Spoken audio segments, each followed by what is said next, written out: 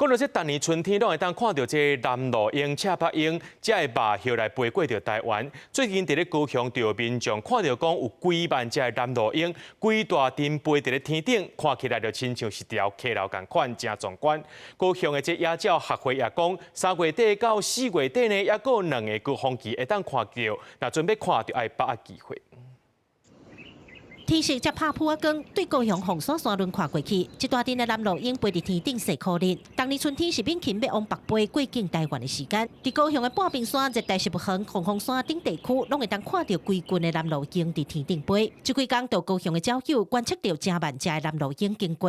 高雄市野鸟学会预估，今年的数量应该会超过2万。阮伫2013年有看到3、4万只，但是过来就一直落到差不多1万只以下，甚至是几千只。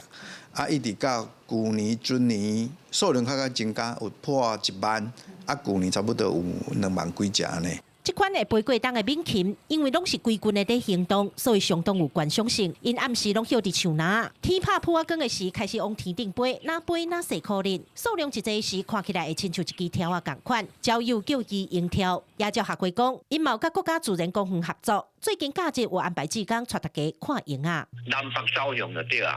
啊，迄个瞭望台都伫迄个山的中遐，看出去会当看到这样群港。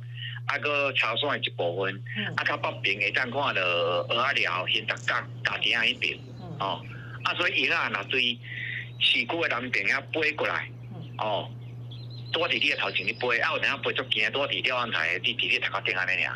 台湾有真丰富的闽禽资源，正式记录的种类有35种，就连欧洲嘛干那40种。学会强调，鹰仔过境数量的减少会受风向气候的影响，所以唔是逐摆拢会当看到一大阵。民众爱把握这2个月会当欣赏到这款生态奇景的机会。记者柯卡朱罗维做高雄场报道。